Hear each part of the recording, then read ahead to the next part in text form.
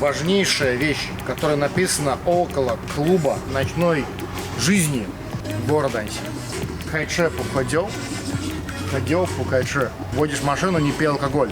А попил алкоголь, не води машину. Вот так. И клуб называется Кучи. Топчик.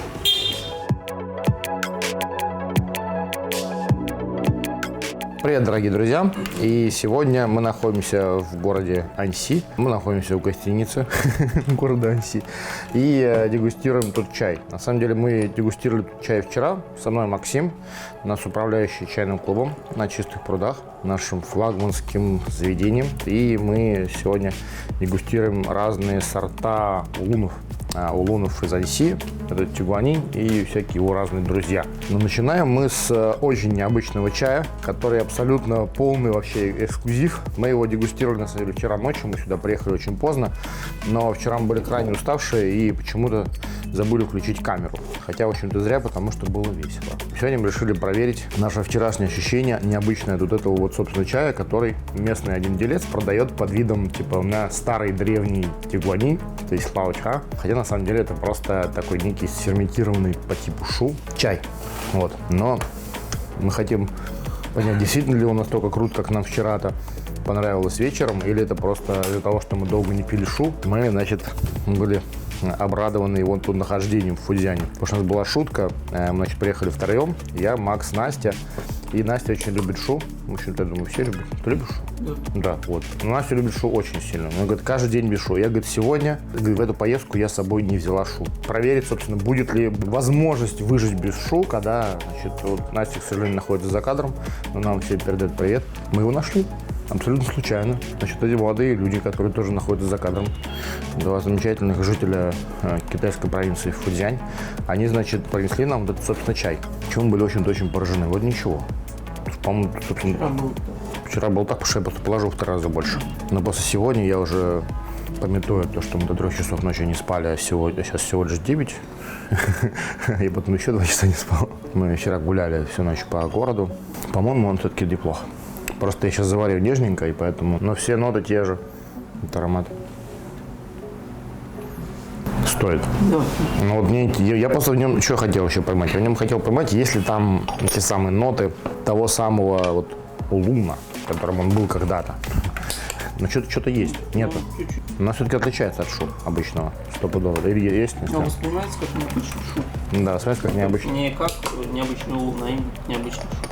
Ну да, нет, как улун он точно не может восприниматься. Но мне, прежде всего, удивил его внешний вид. Он не похож на шу. То есть у него какой-то листик такой вот прям, где он там. В общем, у нас в коллекции появится эксклюзивное, очень небольшое количество весьма необычного чая, который называется тигуанин шупуэр. Шупуэр сделан из тигуанина. Не бывает чудес, когда вам кажется, что вы уже видели все в чайном мире и в мире необычного сортов чая, всегда найдется что-то, что вас удивит. Например, в эту поездку уже на 2-й день я был очень удивлен. Макс тоже был удивлен, да? А что нам Дима посоветовал с собой привезти? Дима нам сказал привезти с собой габа дохунпао, да? Габа дохунпао, габа тигуанин. Да, габа шу тигуанин. Следующая ступень, да, мы вчера смеялись, что еще не хватает ему добавить габа. Габа шу тигуанин. Вот. В следующий год будем двигаться в этом направлении, чтобы дальше точно вот габа шу тигуанин, сделанный из сорта дохунпао. И шен, точно. Шен габа тигуанин дохунпао. Наши китайские друзья там ржут за кадром ночи. Но я думаю, что это хорошо. Ладно, мы его торжественно отпустим. По крайней мере, я думаю, что ПР очень многим понравится. В нем есть ощущение мягкости, приятности во вкусе. Да, есть. Расслабились. И теперь мы будем пить самый необычный чай этого года. Обсуждаем с нашим вот другом, который помог нам тут все аккумулировать, потому что у нас всего лишь 1 день в Анси. Ездить по огромному количеству фермеров, которым периодически мне приходится проезжать полностью, у меня времени не было. Я запросил товарища, а товарищ у нас тут очень интересный. У нас был спецпроект, собственно, по производству здесь габы. Товарищ занимается оборудованием поставки. Ну и как вы думаете, кто лучше всего коммерческие тайны века раскрывает? Кто лучше всего знает, где и какой чай есть, и кто его и как производит? люди, которые поставляют этим самым производителям оборудование. То есть он реально знает огромное количество фермеров. Вчера сначала принес нам огромное количество очень дешевого тигуанини, но который абсолютно невозможно пить. Мы, по-моему, из там 15 сортов выбрали 3, которые хоть как-то куда-то, но это причем не факт, что мы вообще будем с ними работать. Очень долгое время мы возили тигуанини исключительно вот там из деревни Сипин от нашего друга. Потом где-то года 2 назад, спасибо нашему управляющему в Петербурге Володе Большакову, привет, который мне очень долго говорил: Сережа, что такое вообще? Где тигуанин? Когда он и куда он денется вообще? Что вообще происходит? Почему его нет до сих пор? И мы поехали по югу Фудзяни, такую мощную поездку. Начали расширять наш ассортимент южных фудзянцев. Как видите, он у нас сейчас, наверное, один из самых богатых по сравнению с другими сортами. Нету пределов совершенства, поэтому мы постоянно в поиске чего-то еще. Вообще глобально сейчас все говорят в Китае уже не первый год, что тигуанин сошел на нет. Сейчас уже его пьют не так много. Внутри Китая больше все любят всякие там другие чаи там, и так далее, и так далее. И это, кстати, заметно даже на экономическом состоянии двух соседних уездов. Есть уезд Дахуа, который очень недалеко от уезда Аньси, где делают фарфор. И там все бурлит, кипит, там строятся новые рынки, новые заводы. Там вообще все очень неплохо развивается, потому что фарфор нужен всем. Какой бы ты чай не пил, и даже не чай, и даже не пил, и вообще, то есть все что угодно. Начиная от, извините, сантехники и заканчивая тарелками для ресторанов, все делается там. А тигуанин все-таки долгое время был таким достаточно популярным чаем. В какой-то момент у него получился такой кризис перепроизводства, потому что в уезде Аньси, где мы сейчас находимся, это, повторюсь, юг провинции Фудзянь, здесь в этой чайной промышленности занято около 1 миллиона человек, десятки тысяч мануфактур, крупных, средних, малых, там самых разных. Собственно, в какой-то момент у них получилось перепроизводство, они действительно очень много стали делать чая, и это сказалось на спросе. Народ там тоже пошли еще в народ байки, что тут прям безумно все поливают. На самом деле, действительно, такой совсем массовый чай действительно много поливают. Мы, слава богу, такой совсем массовый чай не возим. Поэтому, да, тут сейчас все немного грустно. Но для тех, кто занимается не выращиванием чая, а его продажей, в общем-то, это не так грустно. Все тут очень рады видеть новых гостей и клиентов. В принципе, везде в Китае рады видеть новых гостей и клиентов, но здесь в особенности. Поэтому пьем железную гуани.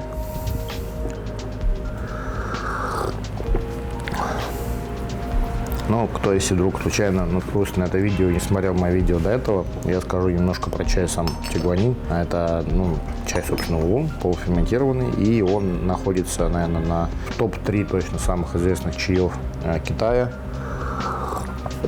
И, я думаю, в топ-2 самых известных чаев провинции Фудзянь.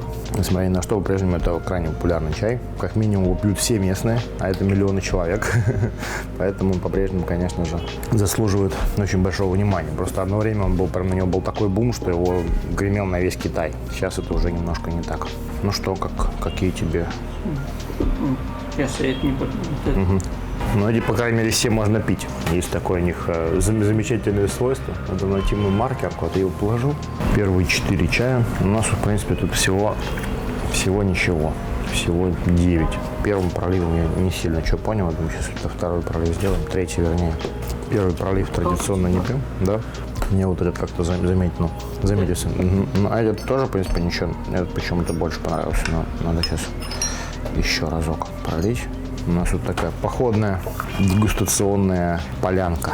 Мы вчера были в Дахуа и попутно купили посуду. Поэтому сейчас заодно мы еще обкатывали новые всякие чайнички, которые будут у нас в качестве образцов. Правили тоже довольно много грузов, потому что у нас скоро праздники. Какой-то он не глубокий, да, у него аромата тоже спирала нет почти. Но тут все фарфоровое, так что тут точно не перепутаешь. Твердый вообще, по-моему, какой-то. Я думаю, у меня нет галлюцинации, он никакой вообще. Вот этот, кстати, да, вообще. Я думаю, что мы даже можем, в общем-то, первый и четвертый продолжать смысла особого нет. Это видно, что они не могут подарить нам чудеса, если... Ну, вот что-то такое, да. Я вот говорил, у меня как-то вот сразу выделился. Со знаковым вопросом. То есть он не Ван Дам. Звезд он не хватает. Просто по сравнению с остальными 3, это, в общем, 3 чая не годятся никуда. Пускай отдыхает. Этот мы еще посмотрим, что за зверь Так, может тогда, в принципе, выпрокидывать чайники. Я сейчас пока подготовлю следующее. Начинается наше стандартное большое путешествие по Китайской Народной Республике в поисках того, что можно пить. Делаем за вас работу. Очень важно. Главное, на самом деле, часть нашей работы – это вот это.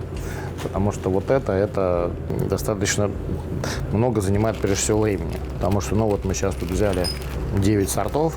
Сегодня 15 сортов. Вчера из всего этого там у нас появится в ассортименте, может быть, 3 или 4 сорта. Да и такое соотношение, оно не везде, плюс-минус бывает где-то лучше чай, бывает так, что вообще все пьешь, и вообще все невозможно пить. Надо сказать, что процент чая, который пить не хочется, в Аньси достаточно высок. Всегда был. Я помню, с самого начала, когда первый раз сюда приехали, тоже, в общем-то, пили, и много-много заходили в магазин. Вообще невозможно, что это за дрянь. Обалденные, кстати, чайнички. Очень хорошие. Они еще зарекомендовали себя в работе. Подружились с фабрикой. Духа, кстати, делают, пользуясь случаем, могу рассказать про интересный фарфор такой, который называется байтхау, типа белый фарфор, но типа как слоновую кость. Не факт, что они именно его так будут называть, и называют они иногда слоновой костью другой фарфор.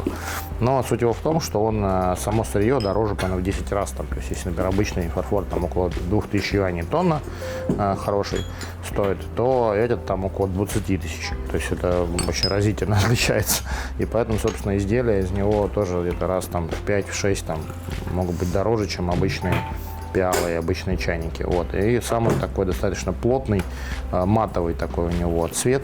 Вот тут тоже Максим присмотрел чайничек, который мы решили в качестве образца тоже захватить с собой. Чайничек очень неплох. Это у нас новые сорта. Все. Глаза боятся, руки делают. Каждый раз, когда все это начинаешь, кажется страшно, достаточно много пробников. О, ну вот это уже как-то что-то похоже на чай. Но мне кажется, что все равно, учитывая цены вот на этот чай, который мы сейчас пьем, и тот, который мы поедем сейчас к нашему тоже постоянному поставщику, еще одному, которому я уверен на 100%. Я думаю, что мы, наверное, здесь особо ничего не выберем. Но пометим, что да, есть и такой чай тоже. Хотя вот это уже все неплохое в целом. Да? Что-то как-то оно вот это вообще, да, приятно. Классная гайвань такая вообще прям. Космос.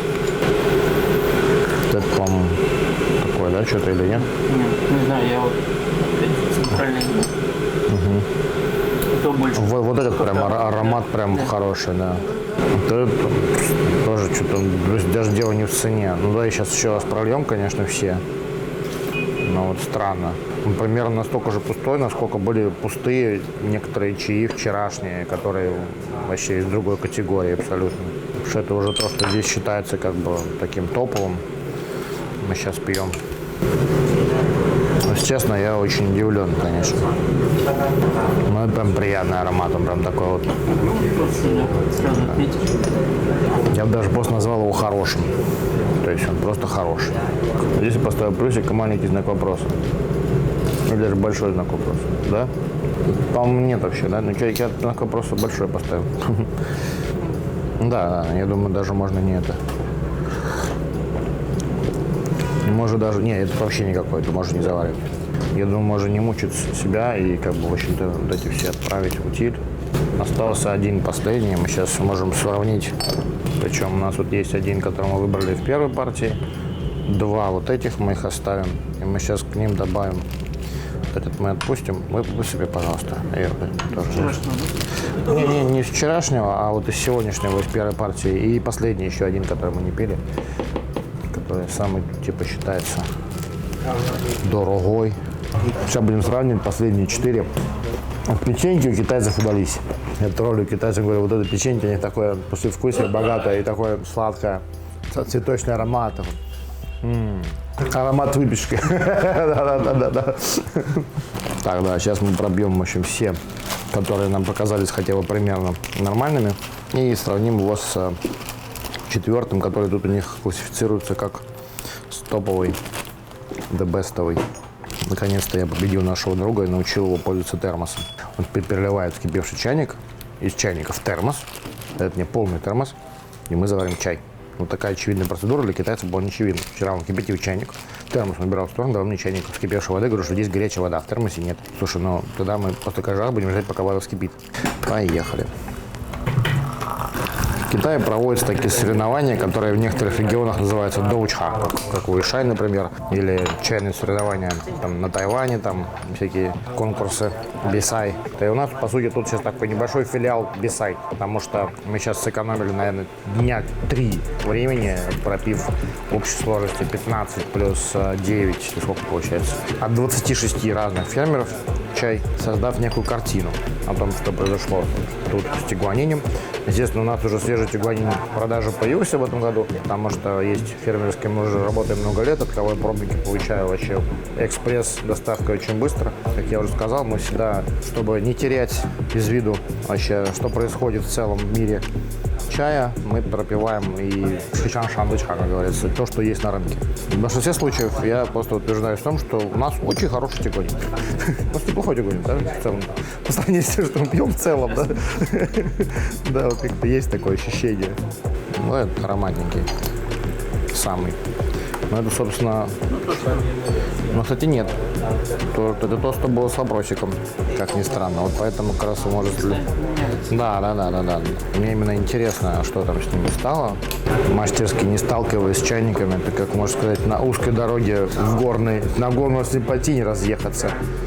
То ли у меня обонятельная галлюцинация, но это типа самый дорогой, по-моему, вообще никакой. Это типа вот новый, мы его не пили вообще. Это такой же прям вот тигуанин железистый, с ароматом печеньки. Нет. Не, у меня, кстати, печенька уже прошла. Налей, пожалуйста, водички мне обычной. Вот Макс делает очень правильную вещь, он постоянно пропивает немножко воду. Вот, это, в принципе, необходимо для того, чтобы сбить вкус чая, но я как великий чайный гуру могу этого не делать, шутка. На самом деле, просто действительно уже как-то набился, что, в общем-то, мне это не всегда нужно. Давай, да, с этого попробуем. Слушай, ну вода водой. Что он даже выглядит как труха, он просто... Китаин, это вообще ничего нет, он просто пустой, как вода. Ну ладно. Это вот тот, который мы типа заценили, что типа мама хуху, да. А тут, который мы действительно выделили все, что можно пить. И вот последний, который тоже вроде ничего, мягенький такой, сладенький. Ну, вот эти три мы как мне понравились, так и не есть. То есть это самый прикольный, эти два так можно пить. Да? Вот из 4 я брал. Да, но вот это, надо сказать, он дешевле заметно, поэтому он как бы есть разница. Так, ну, я думаю, мы последний раз сейчас прольем. Как я рад, на самом деле, я искренне рад. Почему? Потому что вот сейчас попьешь 15 чаев, и все они крутые. И все, надо покупать тогда. Ну, не все, но какую-то из них часть. А тут все просто, все полный отстой, если честно называть его своими именами. Из них 2 сорта, так, из всех, которые мы сейчас пропили, они так, можно пить. 2. Ну, не считая первую часть, с которой все началось. Вот, это как бы была уже другая история.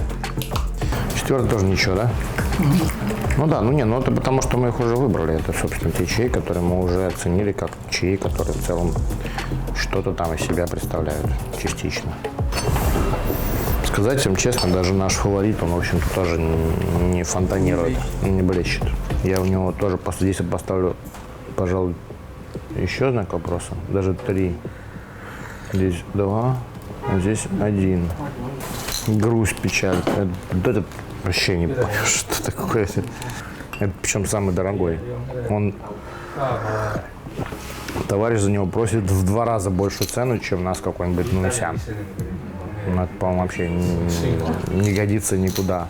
Я говорю, что мы сейчас, в общем, поедем в деревню к человеку, за которого мы ручаемся, и сравним с его чаем, вот просто для общего ознакомления с окружающим миром. Ну что, наше доброе утро началось с того, что мы решили не дожидаться потерянного багажа. Подождем, пока, может быть, привезут попозже, потом вернемся обратно в Сямынь.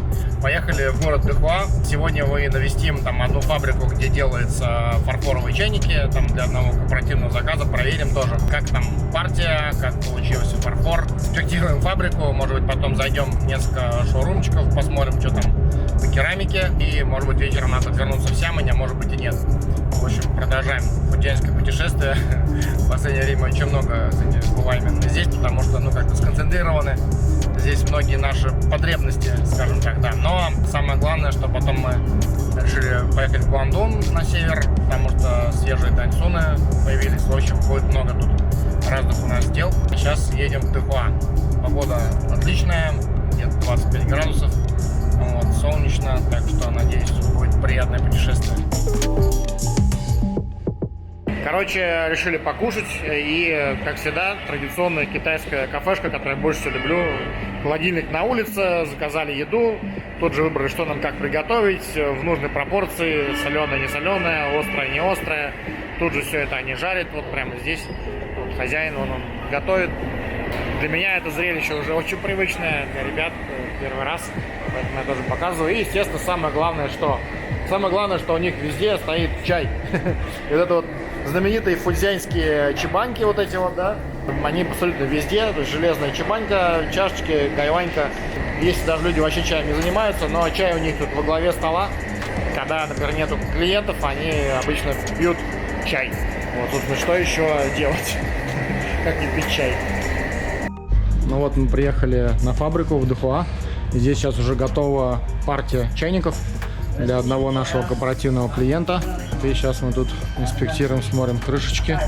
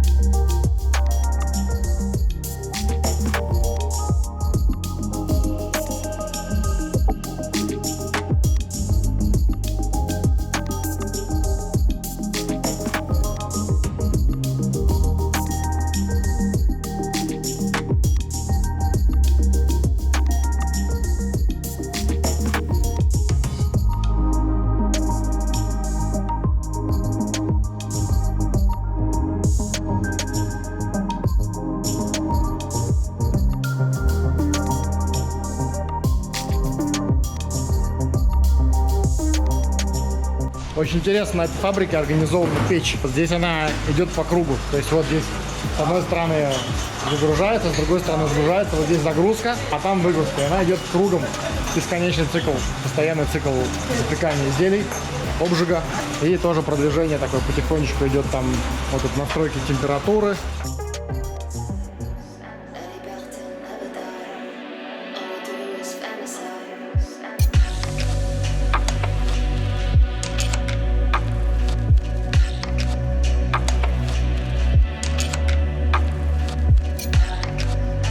Здесь покрывают глазурью. Целый огромный тоже цех. Многократно видели это, в общем-то, уже на других фабриках, но здесь тоже есть свои микронюансы. Эта фабрика больше. Они очень много делают товаров для Европы, для Японии. Но так как мы сейчас немножечко выходим за пределы нашего уютного российского чайного мира, то исследуем немножечко новые фабрики с разным ассортиментом, поэтому, собственно, здесь сейчас мы тоже прогуляемся и покажем вам, как фабрика выглядит, и заодно немножечко, может быть, что-нибудь в них закажем.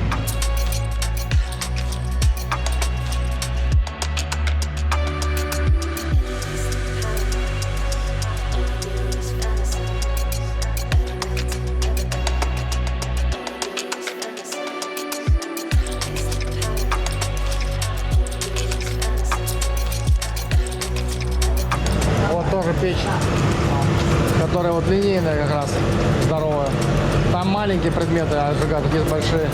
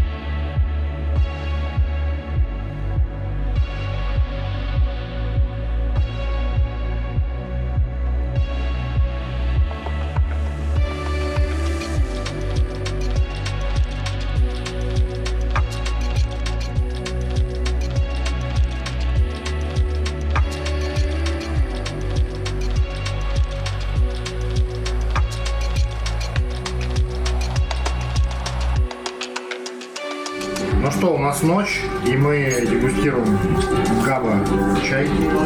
Габа-чай родом из Фудзяни. Промываем мы сразу это все прям так по-спартански. По сути, родом из Дыхуа.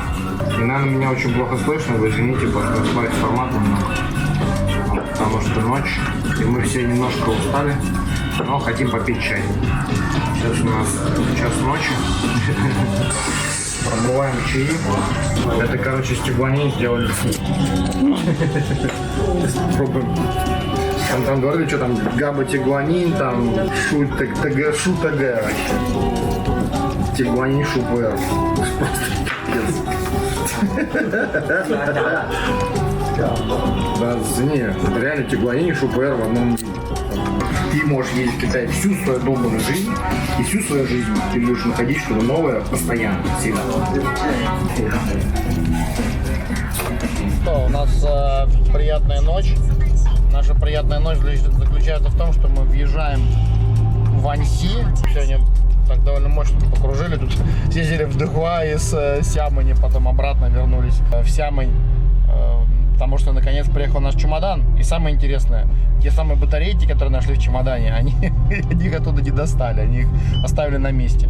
Вся опасность оказалась не такой опасной. Они то ли меня пожалели, то ли, не знаю, то ли что-то еще достали другое, не знаю. Но я, в общем, все, что туда клал, я там все нашел. Вот. И мы сейчас ночью должен подъехать один давний наш товарищ, с которым у нас тут интересный экспериментальный проект. Будем пить фудзянскую габу. У нас уже, как может увидели, в ассортименте есть габа красная фудзянская. Сейчас будем пробовать некоторые улумы. И, конечно, свежий тигуанин, который уже, в общем, к нам приехал, но, может, это еще найдем. Мой водила говорит на диалекте. Кто понимает, послушайте, на каких интересно. Что, у нас закончился день в 3:30 утра. Еще не закончился. Мы, значит, тут после только там 15 сортов разного чая погуляли ночью по Аньси. Купили всяких каких-то непонятных китайских штук. Рекомендационный обзор. Вот этот Мисс Сай Ха Джекфрут чипс, то есть это из дуриана чипсы. Весьма неплохо. 12 юаней. 120 рублей. Вот. Неплохо, да, ребят, эта штука? Вторая штука, это классический наш кокосовый напиток. Я думаю, все это хоть раз были в Китае, его точно знают. Эти штуки довольно неплохие, вот эти вот, как это, пастила. Довольно неплохо. Соевый ништяк. Обзор еды. Анбоксинг. Да, завтра мы немножко, наверное, побудем тут, в Аньси, но, не знаю, думаю, совсем недолго. Самое прикольное, что мы сейчас погуляли ночью немножко по дворикам. Обычно в это время уже никого нет. И еще никого нет. То есть вообще тишина полная, красота, супер безопасность. То есть Китай самая безопасная страна мира, по моему скромному мнению вообще. Вот, особенно в небольших городах. Может быть, в каких-нибудь Шанхаях там. Или... Хотя и там как-то гуляли ночью тоже. Сели просто в какой-то кафешке. Тут такой лакшери вип-стул. У меня тоже. Так у нас закончился этот странный день. Завтра поедем в горы.